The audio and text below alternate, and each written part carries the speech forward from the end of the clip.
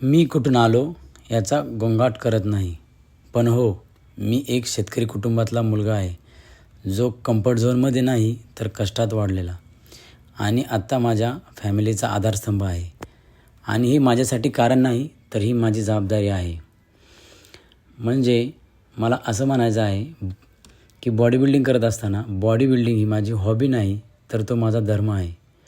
आणि या सर्व वाटचालीमध्ये मी नेहमी मी कुठून आलो याचा विचार कधीच करत नाही, कारण मी कुठे चाललो आहे हे सगळ्यात जास्त मला इम्पॉर्टंट आहे. आणि भावांनो, बीइंग फॅमिली पर्सन म्हणजे स्वप्न सोडून जगावं असं नाही. स्वप्न मोठी बघा आणि ती मजबूत करा. त्यामध्ये महत्त्वाचं सांगायचं असं, आपला स्टॉईक माइंडसेट शिकवतो, जे म्हणजे भावनांवर नाही तर सवयींवर जगा. Because consistency is our personality. आपल्याला आपल्या मातेने नम्र केलं आणि जबाबदारीने मजबूत.